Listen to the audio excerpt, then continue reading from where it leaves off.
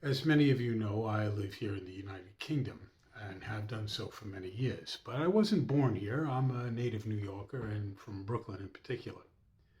Now, I can't speak too much for Brooklyn today because the last time I actually lived there, it was still the 70s. So I'm a little bit more old school than perhaps what we might think of today. But where I grew up was an Italian American neighborhood, and pizza was a thing.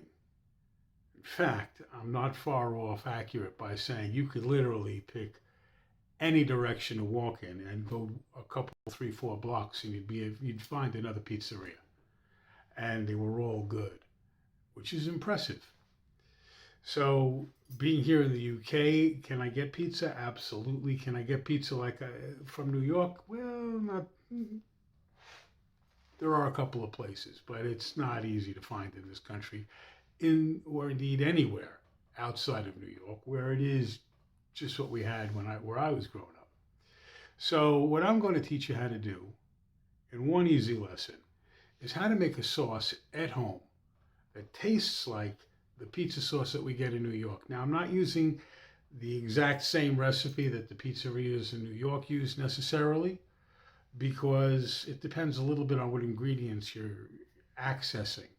For example, the tomatoes used in New York pizza sauce are all canned or tinned tomatoes, and they are grown in the US, so they are slightly different from Italian tomatoes. But what I'm going to show you will work with really generic stuff that you get just about anywhere.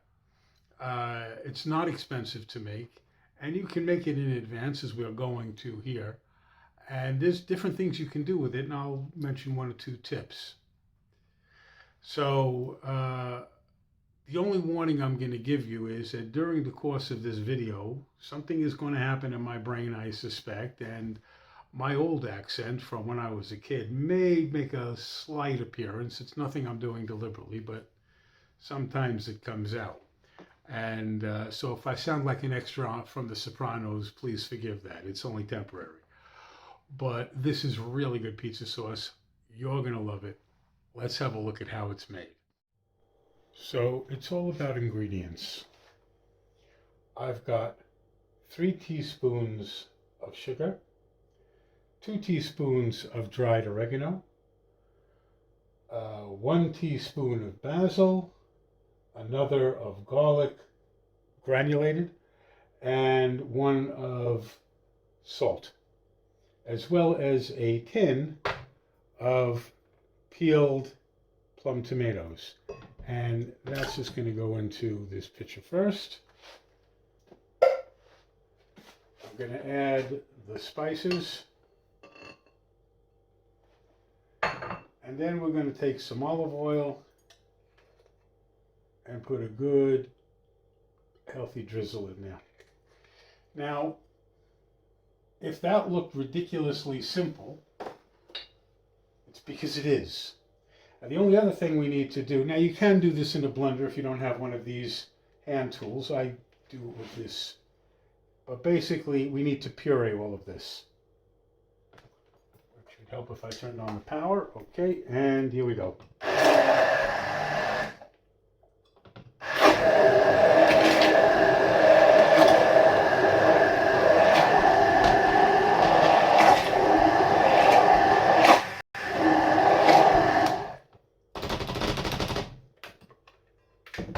So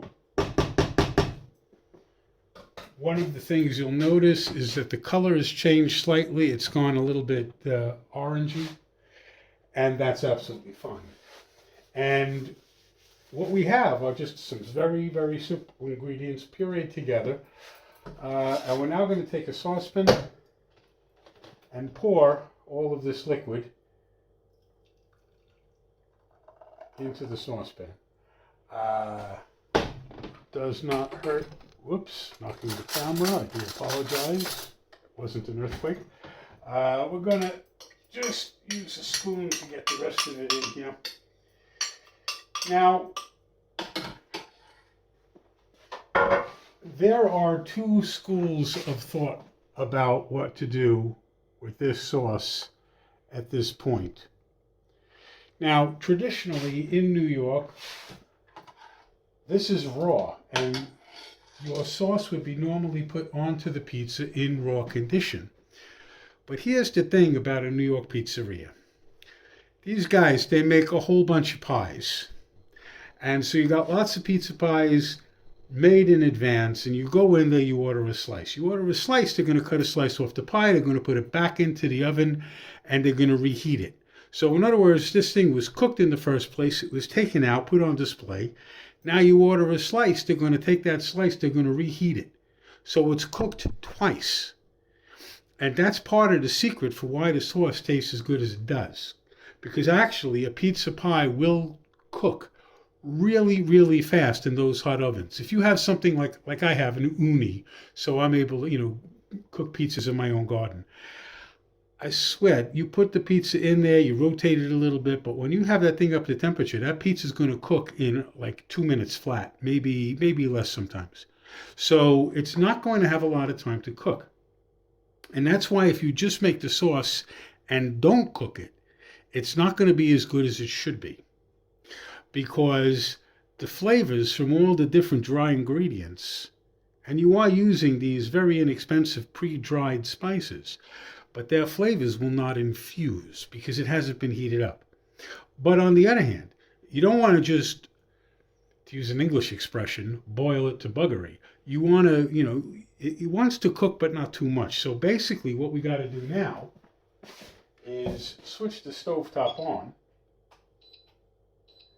And I'm just going to bring this up to temperature. What I want to do is bring this up to a boil, or more to the point, a simmer. When it gets to a good simmering temperature, then I'm going to take it off the heat. In other words, I'm not going to simmer it for any length of time. What I'm just trying to do is get it up to temperature so that the flavors will be released from all of the spices and also from the tomatoes themselves, and will have the opportunity to infuse. But as soon as this is up to temperature, like I say, I'm going to take it off the heat, and we're going to do this in real time so you can see partially how quick this is, but also how much time you actually have to give it to get it up to temperature, because it does take a few minutes. It's not those first few tiny bubbles, that's not when we stop. That's just the first sign of it warming up. But once this does get to a nice simmering temperature, which just takes a couple of minutes, it will unlock the flavors from the different ingredients. You then, for example, we're going to take a batch of this, we're going to store it, so I got an empty jar here. We're going to be putting some of this sauce into that jar. Because it's going in at temperature, it's going to be basically a sterile environment if you put the lid right onto it. And because of that, if you stick it, once it cools to room temperature, if you then put it in your refrigerator, it'll be good for weeks. So you can make this well in advance. But normally, even if I were cooking, let's say with the uni, where I'm going to make pizza, well, when I'm making pizza, I make the pizza dough first. And from the time I actually get the dough made, I now let it sit and rest and prove before I actually even roll out the first pizza pie. Well, I'm going to give it 2 hours. And as soon as I've made that and I've put the bread aside to begin to prove, I'm going to make the sauce and give that, that'll have at least an hour, hour and a half to cool down to room temperature. Because when I put it on the pizza, and you can see here it's bubbling nicely. That's it. I'm turning the temperature off. This is the temperature I want it to be. So first of all, I'm going to stick some of this in this jar right away.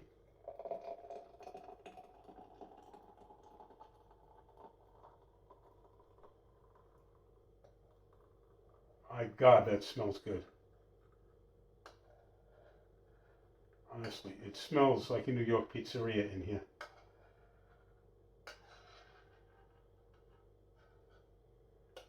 That's almost all of it. There's a tiny bit left, but I'm going to make myself a little something with that. And now, while it's still hot, I'm putting the lid on. That's it. I'm going to wait until that jar goes down to room temperature. It's then going into my refrigerator, and I can use that just as a jar of pizza sauce whenever I want over the next week or two. But here's the thing. Because I've brought it up to that high temperature first, like I say, not a long-term cook, just bring it up to a simmer. As soon as it begins to simmer, you turn the heat off and you let it cool down. Because once that's reheated on a pizza or in anything else that you're going to make it with, it's going to taste fantastic because all of the flavors in those dried spices will have been unlocked and they're all infusing together to make a really beautiful unified flavor. So that there is precious stuff. That is New York style pizza sauce. And how long did that take me to make? A few minutes? Nothing. Okay, yeah, you got to let it cool down. That might take a little while, but like I say, you make the stuff in advance and then you can use it immediately and quickly. And I'll tell you what else. If you take that sauce that you see there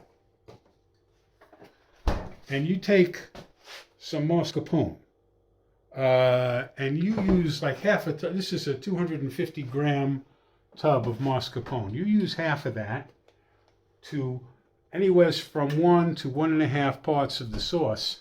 Blend them together, heat them up. You got a beautiful mascarpone sauce. It goes wonderfully well with ravioli, tortellini, anything like that. I mean, it makes such a great pasta sauce. It's unbelievable. Now this is distinct from something like a marinara sauce. A marinara sauce is a little bit different, but this is very much pizza sauce. But like I say, this stuff mixed with a bit of mascarpone, super easy to make a mascarpone sauce, which honestly, you have guests over and you have some of this in the fridge and a bit of mascarpone and you mix them together and you do them some pasta and you put it all together. They're going to think you're the most amazing Italian chef. I mean, okay, you go to Italy, you're going to get some amazing, amazing food. And what I know is more Italian-American than Italian per se. But this is very much sort of like perfection Italian-American cooking. And that's really, really good in and of itself. So don't despise it. But seriously, that's all it takes to make the sauce. And whether you're making pizza or calzone or a mascarpone sauce, if you wanted to have that, anything of that nature, this is super easy to do. I hope you give it a try. If you do, I guarantee you're going to thank me. And if you're doing a pizza pie, like I say, you just put a nice layer of this over the top. Make sure you have like 1/2 inch to the edge. Sprinkled out with enough mozzarella to, make a nice little topping. When that cooks, it's going to taste so amazing. I promise you. And it really was that easy. Anyway, I hope you enjoyed this video. I hope you give this a try. Please hit like and share. And if you have any comments or if you've got a different recipe that you may be wanting to talk to me about, feel free to say something in the comments. And do subscribe if you don't already. Anyway, I look forward to seeing you again. And in the meantime, have a good one. As just an extra bonus, the 2 spoonfuls of sauce that were left over in the pot, I put on some bread and added a little grated mozzarella. And having now heated up the toasted sandwich machine, we're going to just put these in here to make a couple of super quick and easy piece of toasties. And all it's going to take now is about 5 or 6 minutes. So that was about 7 minutes or so. So we're going to just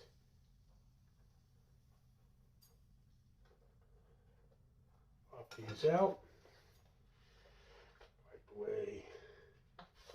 Get a little bit of mess, but nothing too outrageous. Switch that off. Let that cool down.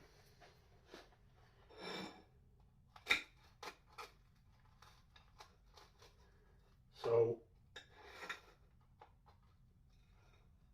exactly authentic from Brooklyn, but if you got kids or grandkids and you got a toasted sandwich maker,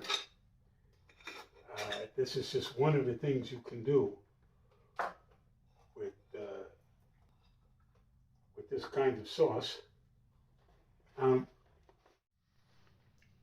It has to be said,